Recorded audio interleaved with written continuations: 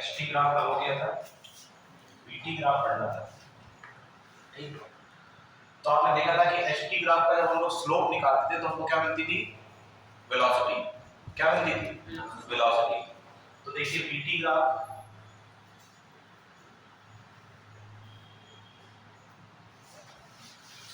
ये मान लीजिए आपका बीटी ग्राफ क्या बता रहा है? यूनिफॉर्म वेलोसिटी नहीं, एक्सेलरेशन। क्या बता रहा है? यूनिफॉर्म एक्सेलरेशन है। फिर से आप यही काम करेंगे, ये एंगल क्या मानेंगे? थीटा। कोई दो पॉइंट्स लेंगे, मान लीजिए यहाँ पर जो टाइम है वो कितना है? t1, यहाँ पर जो टाइम है वो क्या है? t2, यहाँ पर जो वेलोसिटी है वो v1 और यहाँ पर जो वेलोसिटी है वो v2। इसको यहाँ से मिलाते हैं, ये एंगल थीटा, ये भी एंगल थीटा, क्या लगाते थे? tan थीटा कितना हो जाता था? v2 माइनस v1 और d2 माइनस t1, यानी कि delta v upon delta t, change of velocity, change in time, क्या हो जाता था? एक्सेलरेशन। सही है? तो क्या कह सकते हैं हम लोग कि बीटी ग्राफ का स्लोप हमको क्या बताता है? एक्सेलरेशन बताता है। क्या बताता है हमको? एक्सेलरेशन। बीटी ग्राफ एक चीज और बताता है,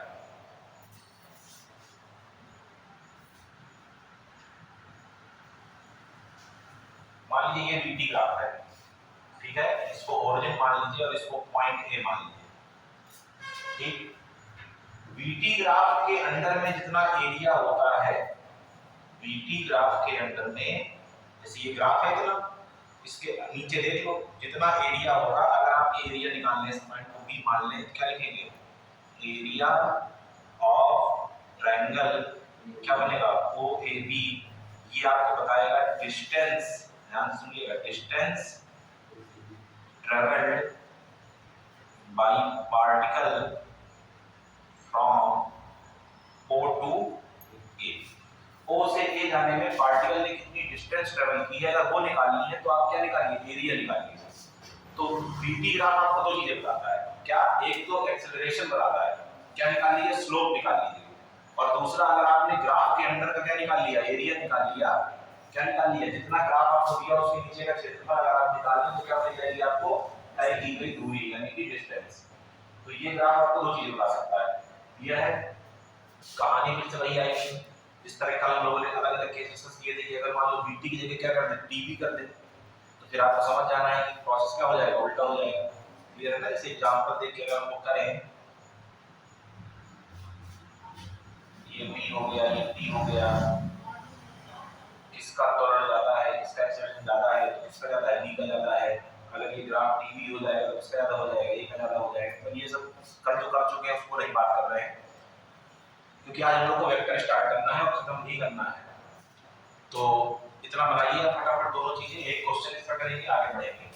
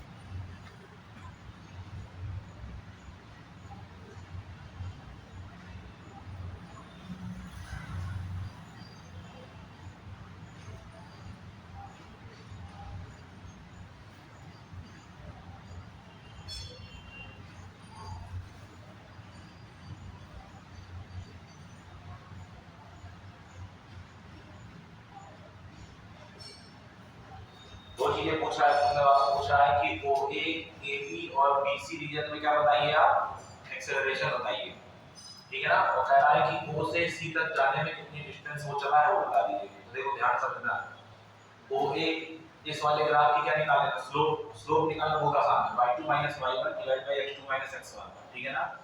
y2 जो बाद में है, जैसे o से a गए तो o क्या है आपका, प्रारंभिक, इनिशियल, और a क्या है आपका, अंतिम, अंतिम यानी कि फाइनल। तो फाइनल माइनस इनिशियल हर बार लगाना है, डेल्टा भी बाय डेल्टा टी आता था ना, और डेल्टा का मतलब क्या होता है, अंतिम माइनस प्रारंभिक। तो जैसे o से आप गए a, तो a आपका हो गया फाइनल, तो फाइनल में वैल्यू किसकी, y मतलब इसकी y एक्सिस की, और फिर माइनस इनिशियल की वैल्यू कितनी हो जाएगी, 0, डिवाइड बाय इस वाली एक्सिस पे आओगे टाइम x वाली पे, तो फाइनल माइनस इनिशियल। तो इस तरह AB के लिए, इस तरह BC के लिए। और जब आपको क्या निकालनी होगी, डिस्टेंस, तो एरिया निकालने के लिए तुम अपनी बुद्धिमानी से इसको कितने पार्ट में बांटते हो तुम्हारे ऊपर डिपेंड करता है। नॉर्मली देखिए 3 पार्ट में डिवाइड होगा, ये एक ट्रायंगल है, ये एक हाँ रेक्टेंगल हो गया, और ये भी एक क्या हो गया, ट्रायंगल हो गया। तो तीनों का एरिया निकाल के ऐड कर दीजिएगा तो क्या निकल आएगा, टोटल एरिया। क्लियर है, सॉल्व करके देखिए, नहीं आता तो बताइए।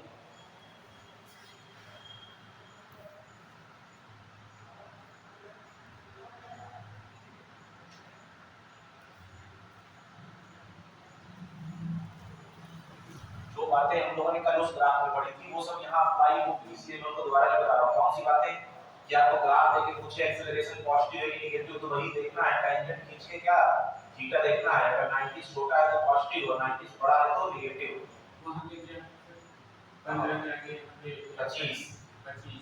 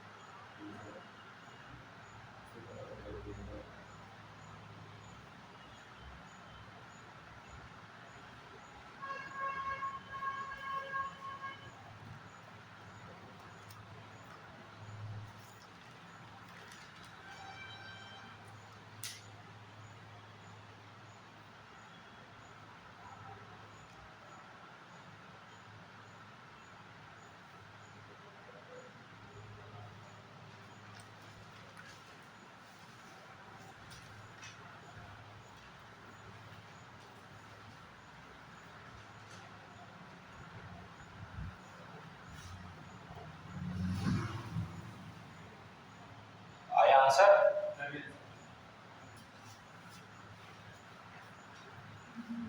ओ ए में एक्सेलरेशन कितना आया? 3। ए बी में 0 और इसमें बीसी में कितना? -1.5।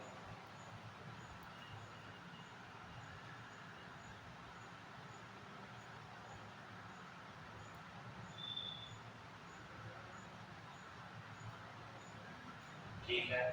डिस्टेंस टोटल कितनी आ रही है? 262.5। बाकी किसी का आया? और सॉल्व करो।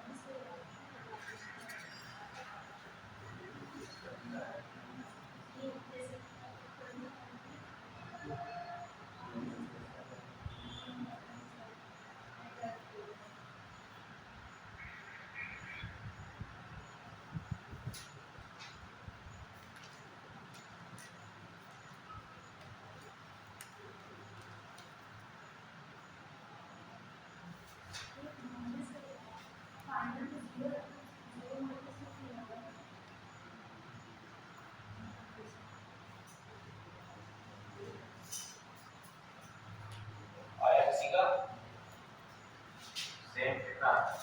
डिस्टेंस बताओ। ठीक। आया? कहाँ फंसे हो? चलो समझो। कहाँ से के लिए एक्सेलरेशन निकालना है? ओ से ए के लिए। ठीक है? ओ से ए जाना है। ओ से ए का मतलब फाइनल क्या है? ये याद करो क्या लिखते थे? स्लोप को y2 - y1 x2 - x1 यानी कि v2 - v1 d2 - d1। तो फाइनल वेलोसिटी ए पर क्या हो रही है? 15 और इनिशियल ओवर कितनी थी? 0 क्योंकि ये ओरिजिन है। ए पर फाइनल टाइम कितना है? 5 और यहां पर टाइम कितना था? 0। तो 15/5 कितना आ गया? 3 मीटर पर सेकंड स्क्वायर। कहां जाना है? A B. तो ए से चले बी गए तो बी पर वेलोसिटी कितनी है? 15 और ए पर भी कितनी है? 15। बी पर टाइम कितना है? 15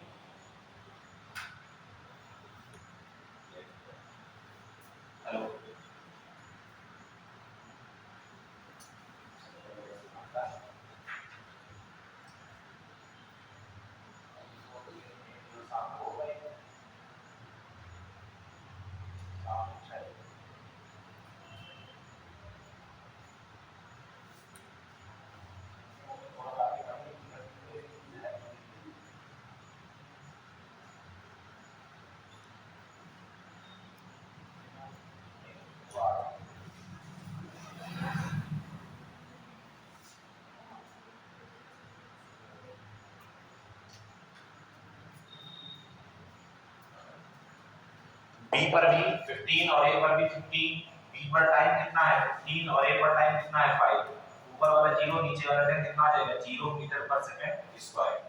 फिर कहां के निकालना है आपको बी सी के लिए, तो सी पर देखिए वेलोसिटी कितनी है 0, देखो सी पर कहां गए 0 पर, और बी पर कहां थे 15, सी पर टाइम कितना दिया है 25 और बी पर टाइम कितना दिया है 15, तो माइनस का 15 और नीचे कितना बचेगा 10, तो माइनस का 1.5 मीटर पर सेकंड स्क्वायर। ध्यान से देखिए, अगर आप वो वाला तरीका फॉलो करेंगे ना, देखिए ये एंगल कितना है 90 से बड़ा, दिख रहा है ना ग्राफ का एंगल 90 से बड़ा का एक्सेलरेशन क्या रहा है नेगेटिव। डिस्टेंस निकालनी है तो 3 को इसको 3 पार्ट में काट लो, इस पॉइंट को कुछ मान लो ए बी सी, सी अच्छा ये हो चुका है, तो इसको डी और इसको ई, तो क्या लिखेंगे डिस्टेंस कहां से कहां ओ से सी जाने में एरिया ऑफ ट्रायंगल कौन सा O A D plus rectangle का area A B E D और प्लस फिर ट्रायंगल का एरिया बी ई सी, ठीक 1/2, बेस कितना है 5, हाइट कितनी है 15 प्लस इसका लेंथ कितनी है 15 - 5 यानी कि 10, तो ये कितनी है 15, फिर से 1/2, बेस कितना है 15 - 15 सॉरी 25 - 15 10, और हाइट फिर से इसकी कितनी है 15, सॉल्व कर लो इसको,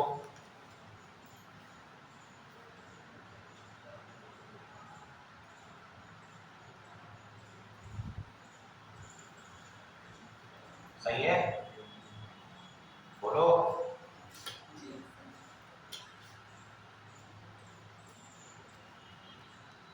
मीटर स्क्वायर में झोंक देना एरिया एरिया देखकर, है ना, एरिया निकालना है तो मीटर स्क्वायर लगा दो, डिस्टेंस है निकालना है, यूनिट क्या आएगी मीटर, हाँ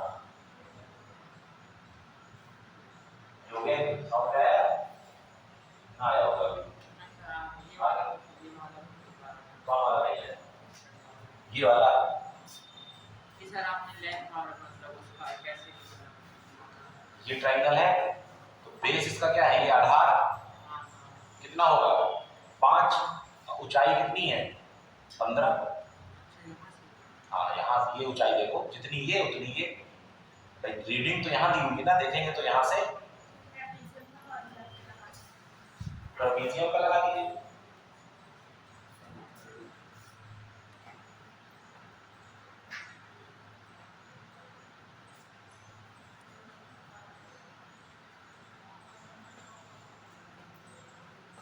ट्रेपेजियम में अलग आ रहा है क्या सेम आ रहा होगा ना, अलग कैसे आएगा, ट्रेपेजियम को क्या बोलते हैं हिंदी में मतलब आगे क्या होता है इसको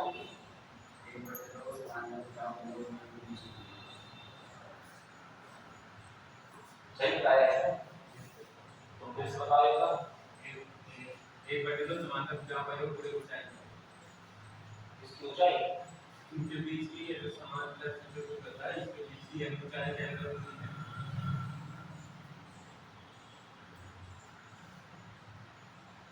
आगे बढ़े,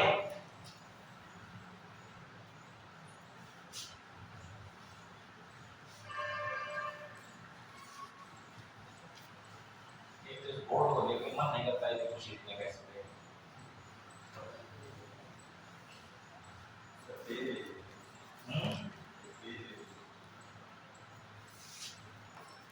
इसके लिए चाहिए शुद्ध बढ़िया कॉटन का कपड़ा, कोई अपनी साथी रुमाल का बलिदान देना चाहेगा वो दे सकता है। चलिए अब बात करते हैं इसकी वेक्टर की, पर तुम लोग एक बार टॉपिक बता दो कि हम लोग क्या क्या पढ़ना है, ध्यान से समझिएगा। वेक्टर पढ़ेंगे, ठीक है, जैसे ही आप वेक्टर पढ़ लेंगे तो उसके बाद हम लोग तुरंत पढ़ेंगे रिलेटिव वेलोसिटी का concept. Relative velocity one dimension में भी होती है और टू डायमेंशन में होती है। वन डायमेंशन के क्वेश्चन बहुत रेयर आते हैं एग्जाम में, मेन क्वेश्चन कहां से आते हैं टू डायमेंशन से, और टू डायमेंशन के क्वेश्चन तभी सॉल्व होंगे जब आपको वेक्टर आता होगा, मतलब आई और जे आता होगा। क्लियर है? इसके बाद क्योंकि जो हम लोग का टॉपिक आएगा उसमें शेड्यूल के हिसाब से तो आएगा लॉज ऑफ मोशन। तो लॉज ऑफ मोशन के पहले तुम्हें जो जो सिलेबस में है वो सब पढ़ना है। तो मोशन की स्ट्रेट लाइन हम लोग पढ़ ही रहे थे, वेक्टर हो गया, रिलेटिव वेलोसिटी आ जाएगी, इसके बाद एक कॉन्सेप्ट बचेगा प्रोजेक्टाइल मोशन का। ये भी क्या है, मोशन इन 2D, ठीक है ना। सर्कुलर मोशन अलग आ जाता है, ठीक है ना। सर्कुलर मोशन को भी आप 2D में मान सकते हैं, लेकिन उसके लिए अलग मुझे लगता है क्लास लगी होगी, ना लगी होगी तो कहीं ना कहीं देखा जाएगा। बात क्लियर है?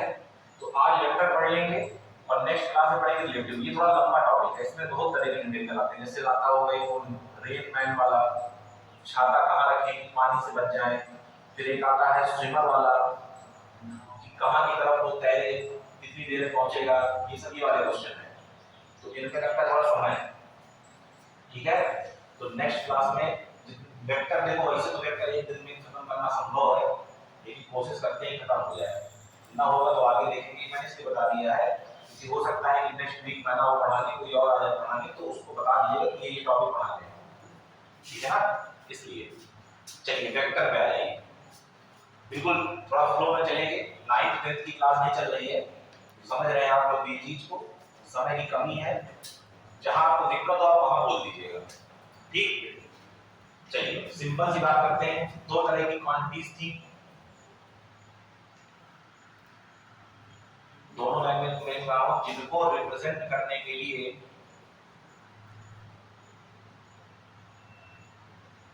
केवल मैग्नीट्यूड की जरूरत हो और जिनको रिप्रेजेंट करने के लिए मैग्नीट्यूड प्लस डायरेक्शन दोनों की जरूरत हो, ठीक। ये डेफिनेशन नहीं है, ये प्रॉपर्टी है। डिफरेंस होता है प्रॉपर्टी और डेफिनेशन में। ये स्केलर की डेफिनेशन नहीं है, ये वेक्टर की डेफिनेशन नहीं है, ये क्या है, प्रॉपर्टी है कि अगर वेक्टर है तो उसके पास मैग्नीट्यूड और डायरेक्शन होगी, लेकिन अगर मैग्नीट्यूड और डायरेक्शन है तो इसका मतलब नहीं है कि वो वेक्टर ही होगा। क्लियर है? बहुत सारी ऐसी क्वांटिटीज है जिनके पास मैग्नीट्यूड डायरेक्शन होता है लेकिन वो वेक्टर नहीं है। मोमेंट ऑफ इनर्शिया हो गया, प्रेशर हो गया, करंट हो गई, सबके पास इनके पास क्या है, डायरेक्शन, लेकिन और सबके पास क्या है, मैग्नीट्यूड, लेकिन ये वेक्टर नहीं है। क्लियर? तो ये वेक्टर की डेफिनेशन नहीं है।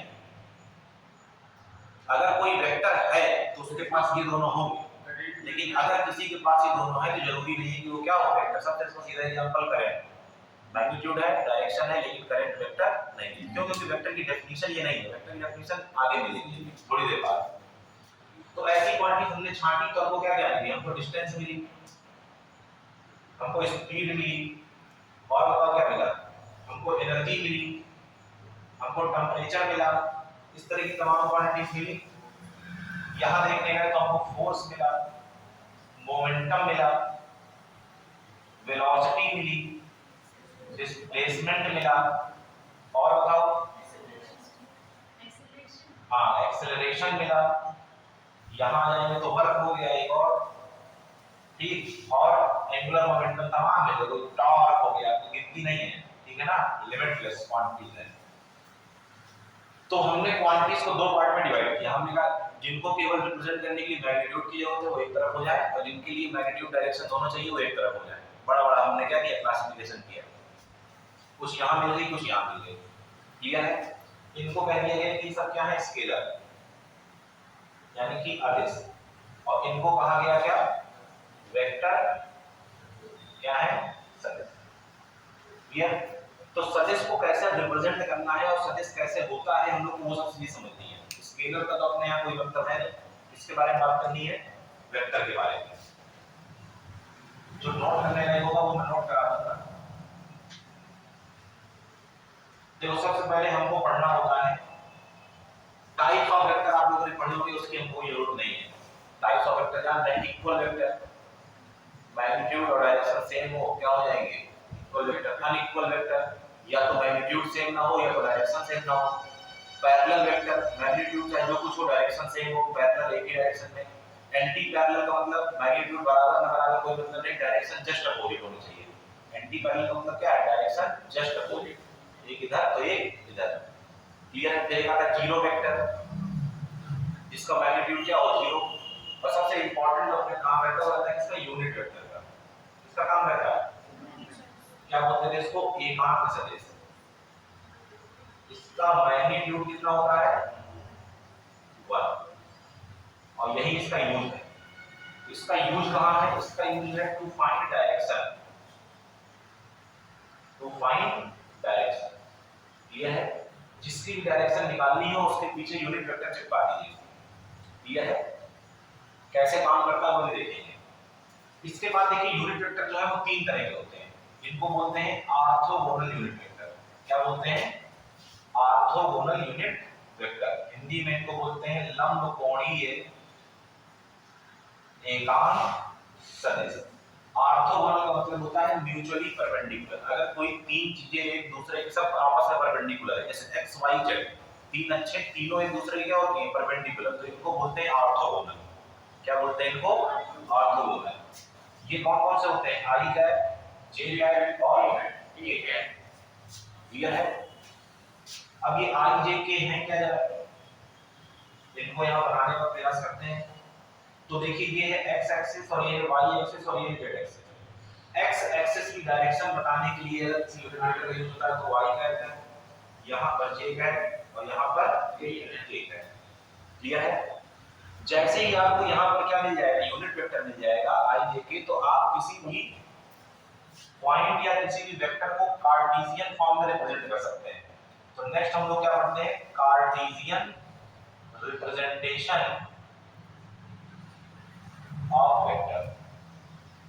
किसी वेक्टर को कार्टेशियन फॉर्म में रिप्रेजेंट करते हैं कैसे, ax i cap ay j cap plus az k cap. इसका मतलब क्या है वो समझ लीजिएगा। कोई सदिश a है, अगर ये सदिश है वेक्टर है तो उसके बाद डायरेक्शन होगी। जब किसी सदिश में i j के तीनों आ जाए तो इसका मतलब ये तीनों डायरेक्शन में है। अब अगर ये तीनों डायरेक्शन में यानी कि x में भी होगा, y में भी होगा, z में भी होगा, तो x में जो इसकी वैल्यू है वो ax है, y में जो इसकी वैल्यू है वो ay है, और z में जो इसकी वैल्यू है वो क्या है a है। जैसे सिंपल अगर हम लोग चले क्लास 10 की मैथ में केवल 2 एक्सिस होती थी x और y, सही है। जैसे मान लीजिए कि आपका मूल बिंदु है और मान लीजिए कि ये 1 हो गया और ये क्या हो गया 2 हो गया, यहाँ 1 हो गया और यहाँ क्या हो गया 2। हमने कहा एक बिंदु के पास चलिए जिसके निर्देशांक 2, 2, एक बिंदु ढूंढिए, पॉइंट ढूंढिए जिसके कोऑर्डिनेट्स क्या हो 2, 2, 2, 2 का मतलब याद है ना, कोऑर्डिनेट्स लिखे जाते थे x, y, यानी कि x में कहां 2 और y में कहां 2, तो x में 2 चलेंगे तो यहां, y में 2 चलेंगे तो यहां, यानी कि यहां पर ये कोई पॉइंट होगा। मान लेते हैं पॉइंट क्या है p, इसके कोऑर्डिनेट्स क्या है 2, 2। अब अगर हमसे कोई पूछे कि यहां का वेक्टर बताओ, क्या बताओ वेक्टर, तो हम क्या करेंगे o से p को मिला देंगे। क्या करेंगे, o से p को मिला देंगे और इसको बोलेंगे क्या, पोजीशन वेक्टर। क्या बोलेंगे, पोजीशन वेक्टर। ये तुमने p की पोजीशन ही तो बताई है 2, 2 से, ये जो तुमने कोऑर्डिनेट्स बताए हैं ये क्या बता रहे हैं, पोजीशन ही तो बता रहे हैं कि कहां मिलेगा। तो ये तो हो गई कोऑर्डिनेट्स की बात। अब क्या कोई ऐसा वेक्टर है जो पोजीशन बता सकता है, बिल्कुल बता सकता है, उसका नाम है पोजीशन वेक्टर यानी कि स्थिति सदिश। इसका फार्मूला सुनिएगा क्या होता है, इसको दिखाते हैं r से। इसका फार्मूला होता है x i cap y j cap. जैसे ध्यान से देखना, इसका अगर मैं पोजीशन वेक्टर लिखूंगा, ध्यान से देखना क्या है यहाँ OP वेक्टर, इसकी नाम इसकी वैल्यू क्या है OP। x में कितना चले 2, तो अगर वेक्टर में x को दिखाना है तो आगे क्या लगाना पड़ता है i कैप, और y में कितना चले 2 j कैप। ये क्या मिलेगा पोजीशन वेक्टर। दिया है, इसका रिवर्स भी हो सकता है। जैसे मान लीजिए आपसे कोई कह दे कि एक वेक्टर दिया है 2i cap plus 3j cap, जरा ढूंढो कहां है, जरा ढूंढो कहां है। तो कुछ ढूंढना कठिन काम नहीं है। ये x बनाइए, ये y बनाइए, ये हो गया 0, ये हो गया 1, ये हो गया 2, ये हो गया 3, ये हो गया 1, ये हो गया 2, ये हो गया 3। लिखा है 2i कैप, यानी कि x में कितना चलवा रहा है 2, पहुंच गए, y में कितना चलवा रहा है 3, पहुंच गए। यहां पर वो पॉइंट होगा और ये होगा वेक्टर r, जिसके कोऑर्डिनेट्स कितने होंगे 2, 3।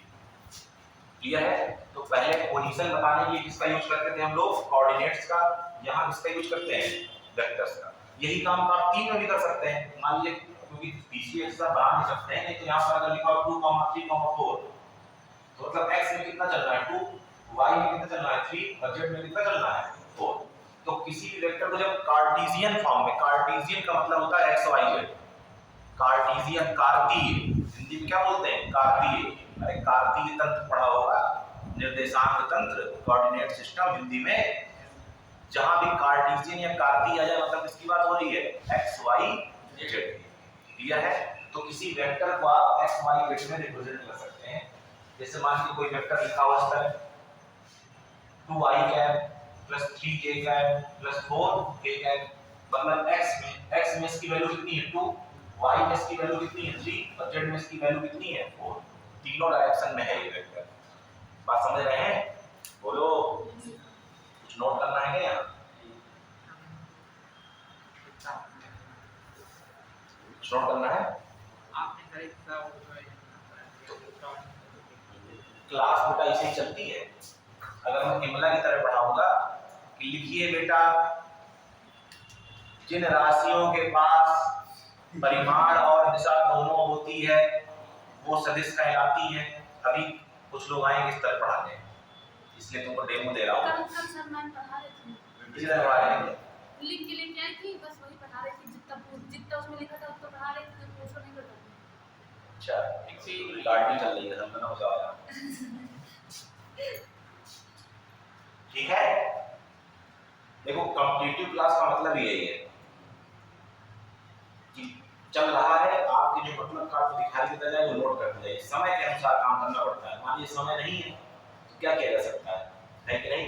नहीं तो वेक्टर जब मैं पढ़ाता हूँ मान लो कहीं भी कोचिंग वगैरह में, तो 2 महीने पढ़ाता हूँ वेक्टर, 2 महीने अकेले वेक्टर। उसका एक कारण है, ये केवल 11 का टॉपिक नहीं है, ये पूरी फिजिक्स का टॉपिक है। जीवन में जहां जहां फिजिक्स पढ़ने जाओगे इंटर के बाद, इंटर में तो पढ़ना ही पढ़ना है। 12th की पूरी जो फर्स्ट बुक है वो पूरी वेक्टर पर डिपेंड करती है। पूरी जब तक आप पढ़ नहीं लेते हैं मैग्नेटिज्म तक, तब तक पूरी बुक किस पर डिपेंड करती है? वेक्टर। 12th के बाद तुम जीवन में कहीं चले जाओगे, अगर फिजिक्स पढ़ोगे तो तुम्हें वेक्टर ही पढ़ना पड़ेगा। तो ये सबसे इंपॉर्टेंट पूरी फिजिक्स की बैकबोन है। ठीक, तो हम लोग वो चीजों पे ज्यादा फोकस करेंगे जो चीजें हमारे क्वेश्चंस के लिए इंपॉर्टेंट है। ठीक है, ये सब तो बेसिक बातें हैं।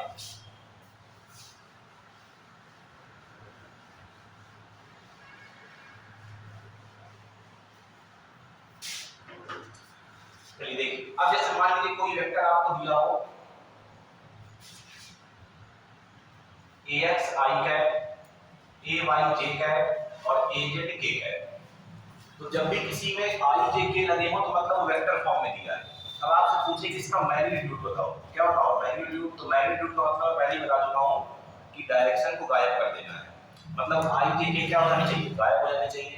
तो किसी वेक्टर का मैग्नीट्यूड लिखने का तरीका होता है कि या तो आप उसके आगे क्या लगा दें, मॉडुलस लगा दें, और या जो इसके ऊपर तीर लगा है वो तीर हटा दें, केवल क्या बचेगा a। और इसका फार्मूला होता है i के कोएफिशिएंट का स्क्वायर प्लस j के कोएफिशिएंट का स्क्वायर और प्लस k के कोएफिशिएंट का स्क्वायर।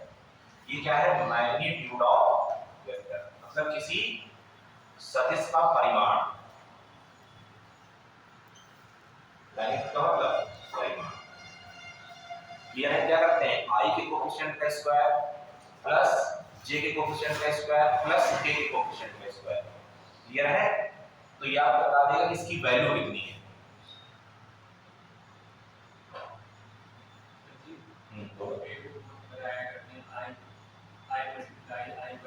पहुंच रहे हैं तो प्रोडक्ट है ना, वो पहुंच रहे हैं। अभी तो तुम वेक्टर पढ़ रहे हो, उसका फिर एडिशन पढ़ना है, तो क्या पढ़ना है? मल्टीप्लिकेशन कब आएगा?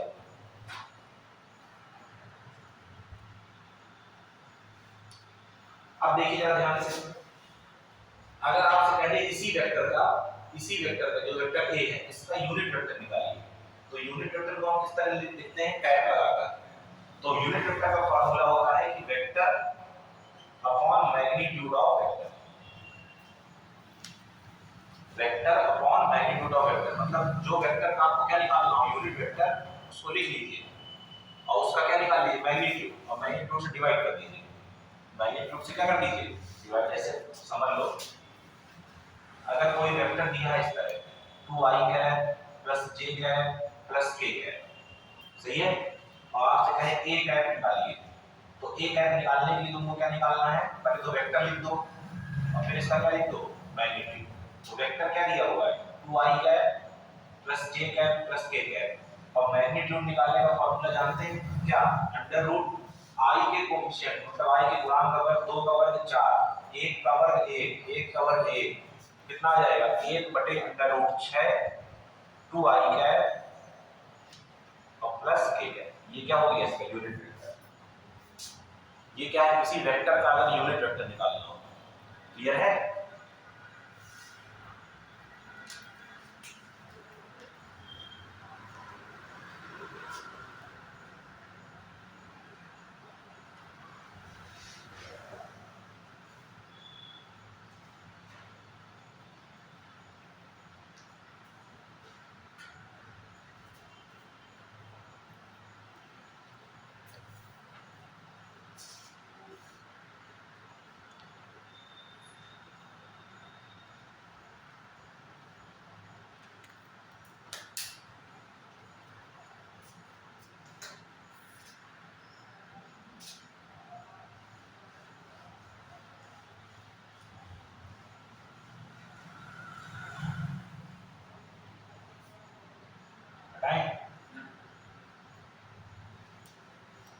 हो गया। इसके बाद बारी आती है किसकी, एडिशन ऑफ वेक्टर्स की। अगर दो वेक्टर्स को ऐड करना हो तो देखो दो तरह से वेक्टर ऐड होते हैं। एक तो अगर आपको कार्टेशियन फॉर्म में दिया है कि a इज इक्वल टू दिया है ax i cap ay j cap और az k कैप, और वेक्टर b दिया है आपको bx i cap by j cap और bz k कैप। हवा जब चलता है कभी नहीं लगती, लेकिन एक मन में क्या रहता है, संतोष रहता है कि नहीं पंखा चल रहा है। bx i cap by j cap bz k cap. अब आप सोचो चाहे वेक्टर a और वेक्टर b को ऐड कर दो, कुछ नहीं करना, i वाले को i में j वाले को j में, ये सब वही कॉन्सेप्ट है डायमेंशन वाला, सेम ऐड होंगी, समझ रहे हो। तो i को i ऐड करोगे तो ax और प्लस क्या हो जाएगा bx, क्या आ जाएगा i cap ay plus by क्या आ जाएगा j कैप और az प्लस bz क्या आ जाएगा k कैप। ठीक है, इस तरह के एडिशन की आवश्यकता बहुत रेयर पड़ती है। आवश्यकता पड़ती किसकी है, डायग्राम वाले की। ध्यान से देखिए, मान लीजिए कोई वेक्टर ये a है और ये कोई वेक्टर b है, दोनों क्या करना है, ऐड करना है। क्लियर है, ये सब आप लोग अगर जो लोग मैथ नहीं उन्होंने मैथ पढ़ा होगा। देखिए जब भी दो वेक्टर्स को ऐड करना हो तो ये हम लोग पढ़ने जा रहे हैं triangle law of addition. Triangle law of addition, दो सदिशों को जोड़ने के लिए कौन से नियम का पालन करते हैं, त्रिभुज नियम का। कौन सा नियम है ये, त्रिभुज नियम। क्या कहता है त्रिभुज नियम कि जिन दो सदिशों को जोड़ना हो उनको इस तरह व्यवस्थित करिए, इस तरह अरेंज करिए कि पहले के हेड से दूसरे की टेल कनेक्ट हो। पहले के हेड से दूसरे की टेल, देखो ये पहले का हेड है और दूसरे की टेल इससे कनेक्ट है, तो जो इन दोनों का सम होगा, मतलब जो a प्लस b होगा वो आपको कहाँ मिलेगा, वो मिलेगा पहले की टेल से दूसरे के हेड में। इसको बोलते हैं r। r मतलब रिजल्टेंट, रिजल्टेंट मतलब परिणामी, और इसकी वैल्यू क्या होगी a प्लस b। ये किस कॉन्सेप्ट को फॉलो करता है, वो आप अगर कॉन्सेप्ट जान जाएंगे तो आप ज्यादा आसानी होगी। कॉन्सेप्ट ये कहता है कि अगर आप साइक्लिक ऑर्डर में घूम रहे हैं, कहाँ घूम रहे हैं, साइक्लिक ऑर्डर। साइक्लिक ऑर्डर मतलब चक्रीय क्रम। चक्रीय क्रम मतलब चक्कर लगाना है। चक्कर का मतलब होता है जहां से चलना है लौट के वहीं आना है। क्लियर है, अगर आप एक चक्कर पूरा कर लेते हैं तो जितने भी आपको सदिश मिलेंगे उन सभी को जोड़ दीजिए और टोटल मिलेगा 0 के बराबर। इस तरह आप लोगों ने पढ़ा होगा किरचॉफ का नियम, पढ़ाई नहीं पर इलेक्ट्रिसिटी में सभी जो विभवांतर और सभी पोटेंशियल डिफरेंस का सम क्या होगा 0। अब जब भी किसी का सम आप 0 करते हैं ना तो आपको साइन कन्वेंशन देखना पड़ता है, कब पॉजिटिव पॉजिटिव लेना है कम निगेटिव। तो अगर किसी वेक्टर के टेल से हेड चलेंगे, मतलब पूंछ से सर की तरफ चलेंगे तो उसको पॉजिटिव लेंगे, और अगर सर से पूंछ की तरफ चलेंगे तो क्या लेंगे, नेगेटिव लेंगे।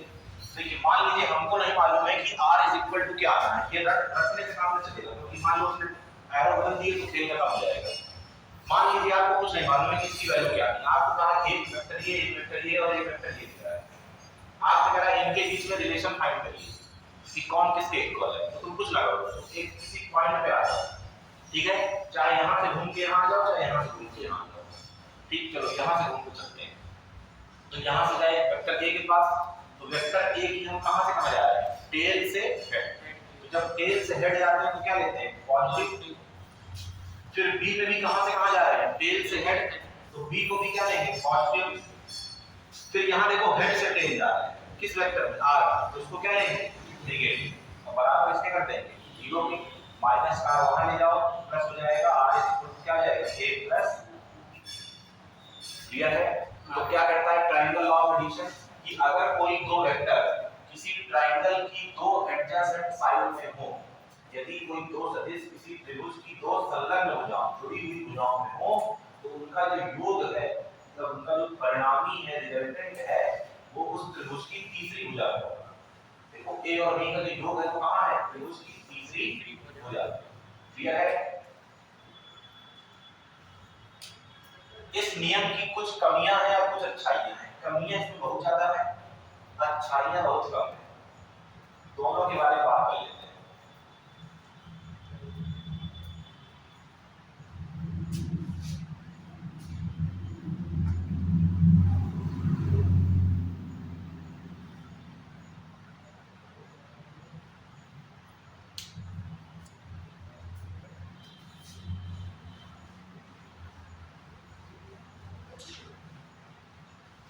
देखिए आप जानते हैं कि आप किसी ट्रायंगल को दो साइड मालूम होने के बाद तीसरी साइड तभी निकाल सकते हैं जब वो राइट एंगल ट्रायंगल हो। तुमने पाइथागोरस के अलावा कुछ नहीं पढ़ा जीवन में, है कि नहीं। तो ट्रायंगल लॉ का यूज आप तब कर सकते हैं जब आपके पास जो ट्रायंगल के बन रहा हो डिजाइन, वो कौन सी बन रही हो, राइट एंगल ट्रायंगल। जैसे इस तरह, जैसे क्वेश्चन तुम लोग याद होंगे, डायरेक्शंस जानते हैं ना सब, ये क्या होता है, नॉर्थ साउथ ईस्ट वेस्ट, ठीक है ना। मान लीजिए किसी ने कहा कि कहां जा रहे हैं, 3 मीटर यहां, ठीक है, और उसके बाद मुड़ गए कहां जाने लगे, 4 मीटर यहां। तो आपसे पूछ रहा कितना नेट कितना चले, टोटल डिस्प्लेसमेंट बताइए। तो आपको क्या करना है, पहले की टेल से दूसरे के हेड को मिला देना, सही है। इसकी वैल्यू निकालनी है, तो इसकी वैल्यू तब निकाल पाओगे ना जब ये राइट एंगल ट्रायंगल होगा। लगाओ तो पाइथागोरस ही। अब तुम्हें यहां पर कुछ वैल्यू दे, तुम कैसे सम करोगे, नहीं कर पाओगे, क्योंकि एंगल ये क्या है, राइट एंगल ट्रायंगल नहीं है। बात समझ रहे हैं, समझ रहे हैं।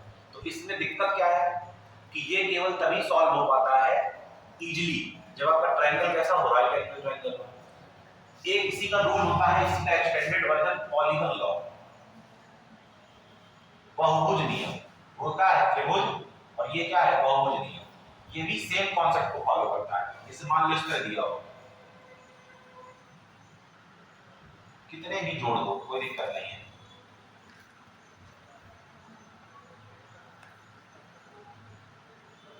जैसे मान लो इसकी वैल्यू दी हो a, इसकी वैल्यू दी हो b, इसकी वैल्यू दी हो c, इसकी वैल्यू दी हो d, इसकी वैल्यू दी हो e, और इसकी वैल्यू दी हो r, और आपसे पूछे r बराबर बताओ, तुम्हें कुछ नहीं करना, तुम्हें वही रूल लगाना है, साइकिल वाला घूमना है, सबको कर देना है 0। समझ रहे हो। यहां से चलोगे तो a क्या मिलेगा, पॉजिटिव, b भी क्या मिलेगा, पॉजिटिव, c भी क्या मिलेगा, पॉजिटिव, d भी क्या मिलेगा, पॉजिटिव, e भी क्या मिलेगा, पॉजिटिव। और यहां चलोगे तो उल्टा, ये भी पॉजिटिव ही होता है, इसको ऐसे ये क्या हो जाएगा, नेगेटिव, माइनस का सब किसके बराबर कर देना, 0 के। तो r इज इक्वल टू क्या आ जाएगा, समझ रहे हो ना, ये बराबर क्या हो जाएगा, r माइनस का उधर जाके। कहने का मतलब ये है कि ये जो ट्रायंगल और जो आपके क्या है पॉलीगन रूल है, इनसे आप कई वेक्टर्स को जोड़ सकते हैं, लेकिन इनमें कंडीशन ये है कि आप एंगल का बहुत ध्यान रखना पड़ेगा। अगर आपने मतलब का एंगल नहीं, अगर हेक्सागन मिल गया तो ठीक है, हेक्सागन जानते हो एंगल कितने कितने होते हैं, 120 होते हैं। मतलब अगर कोई ऐसी आपको शेप मिल जाए जिसके एंगल्स को आप ना जानते हो, तो फिर इसको सॉल्व करना क्या हो जाएगा, बहुत टफ। तो फिर हम हमने एक ऐसा रूल बनाया कि किसी भी एंगल के लिए सॉल्व हो जाए। समझ रहे हैं? एक ऐसा रूल बना कि कोई भी एंगल नहीं होगा, 20 20 40 50 60 70 80 सब के लिए सॉल्व करते हैं। तो अगर उसके साथ कुछ एडवांटेज आएगी तो कुछ क्या आएगी, डिसएडवांटेज भी आएगी। तो हमने रूल बनाया पैरेललोग्राम का। क्या बनाया? पैरेललोग्राम, समांतर चतुर्भुज। वो एक ऐसा नियम है जो किसी भी कोण पर अगर दो सदिश होंगे तो वो क्या कर देगा, सॉल्व कर देगा। लेकिन उसकी एक कमी भी है कि वो एक बार में केवल दो ही सदिशों को सॉल्व कर सकता है। इसमें कोई लिमिट नहीं, कितने भी जोड़ते चले जाइए आप, पहले के हेड से दूसरे की टेल, दूसरे के हेड से तीसरे की टेल, तीसरे के हेड से चौथे की टेल, ऐड करते चले जाइए और लास्ट में क्या निकालेंगे, सब निकालेंगे। देखिए इनमें क्या है, एंगल का बहुत ध्यान देना पड़ता है। अगर एंगल आपके मतलब के नहीं है तो फिर आप इसको सॉल्व नहीं कर पाएंगे। तो फिर हमने कहा एक ऐसा रूल बताइए कि जो क्या हो, आसानी से सॉल्व हो जाए किसी भी एंगल के लिए। तो फिर रूल निकल के आया पैरेललोग्राम। किसके लिए यूज करते हैं? दो वेक्टर को ऐड करने के लिए। कौन सा रूल आया? पैरेललोग्राम।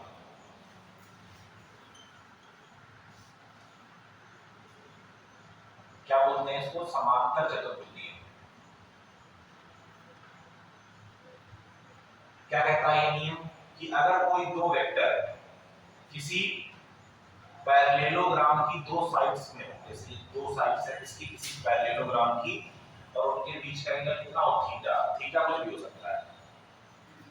क्लियर है? तो ये रूल क्या कहता है कि पहले आप जो आपका पैरेललोग्राम की कितनी साइड होनी चाहिए, 4, और बनी कितनी है, 2। तो पहले आप इमेजिनरी दो साइड्स और बना लें।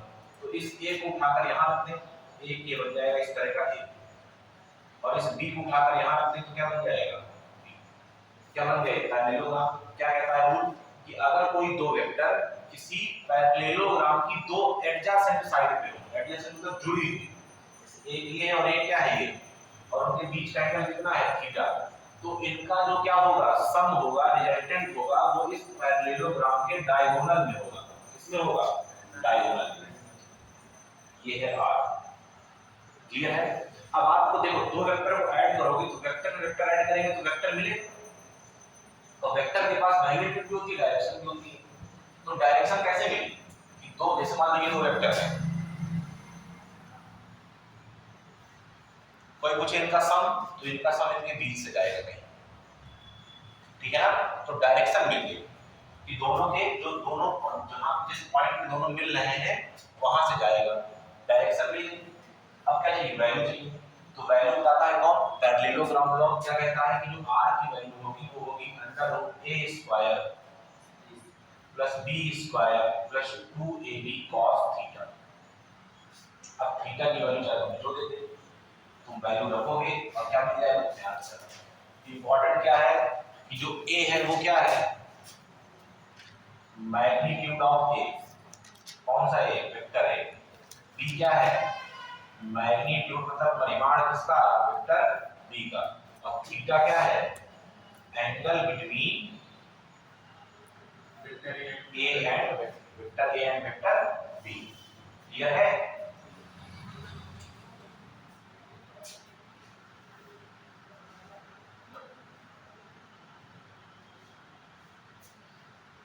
जैसे किसी एक लड़के को मारने दो लड़के गए, दोनों ने 600 न्यूटन का बल लगाया, तो उस पर कितने न्यूटन का बल लगेगा, किसी को दोनों ने मारा, एक ने मारा 6 न्यूटन का मुक्का, दूसरे ने मारा 6 न्यूटन का मुक्का, कितने न्यूटन का बल लगेगा इस पर लग रहा है। यही तो वेक्टर है कि वेक्टर पहले उस फोर्स क्या है, वेक्टर क्वांटिटी। तो आपको बताना पड़ेगा कितने एंगल में मारा, तब 12 लगेगा। जरूरी नहीं कि हर बार 12 लगेगा, डिपेंड करेगा कि किस तरह मारा।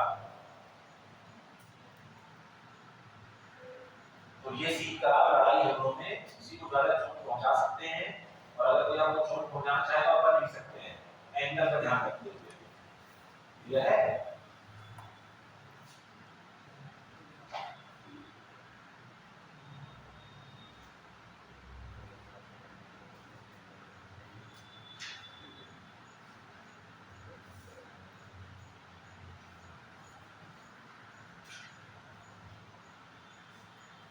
अब जो है सबसे इंपॉर्टेंट बात ध्यान रखना, कभी भी एंगल देखते समय बहुत इंपॉर्टेंट दो सदिशों के बीच का जो कोण है यानी कि जो एंगल है, समझ रहे हैं, वो या तो टेल से टेल में देखा जाएगा और या तो हेड से हेड में देखा जाएगा। जैसे यहाँ देख लीजिए, ये दोनों वेक्टर की टेल जुड़ी हुई है, यहाँ वो आप थीटा ही ले रहे हैं, समझ रहे हैं। अगर इस तरह बना दिया कहीं तो कहिए कि एंगल 30 है, गलत है। मान लीजिए वेक्टर ए है और ये वेक्टर बी है, आपसे पूछा दोनों के बीच कोण बताइए, एंगल कितना बताएंगे?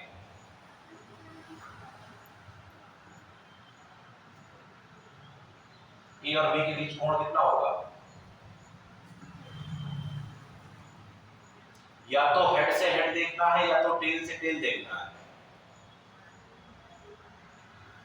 दो तरीके हैं, या तो इसको पीछे की तरफ बढ़ा लो, ठीक, पूरा एंगल कितना होगा 180, 30 ये ले लिया तो ये कितना बचेगा, और या तो इसको आगे बढ़ा लो तो ये 30 हो गया तो ये कितना हो जाएगा, टेल से टेल और ये हेड से हेड। क्लियर है? अगर कभी क्वेश्चन में इधर उधर घुमा दे तो आपको ध्यान रखना है कि एंगल हमेशा टेल से टेल या हेड से हेड।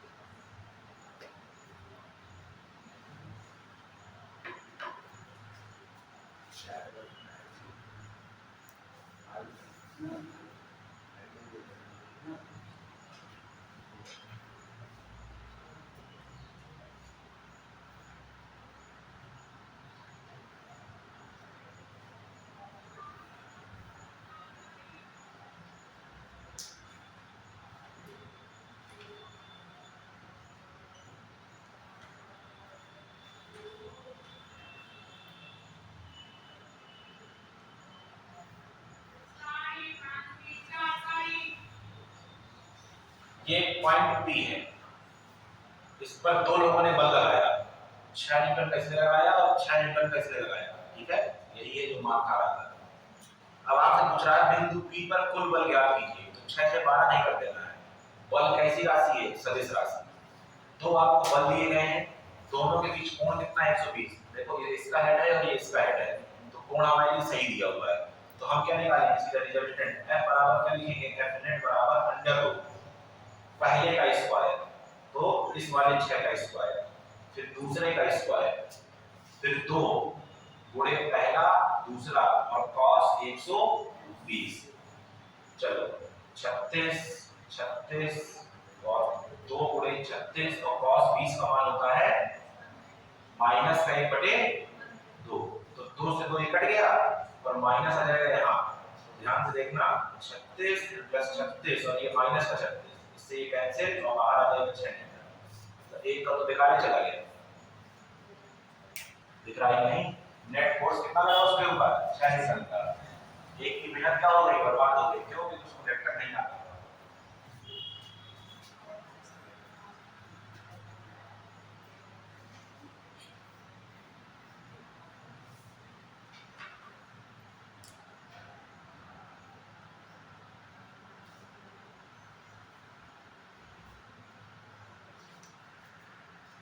क्लियर है? आज 10 मिनट आपको जल्दी छोड़ूंगा क्योंकि मुझे थोड़ा बाहर जाना है। जब ये नोट हो जाए तो इसकी रिकॉर्डिंग बंद कर देना। क्लियर है? ध्यान से समझ रहे हो? जब नोट कर लेना तो इसकी रिकॉर्डिंग बंद कर देना।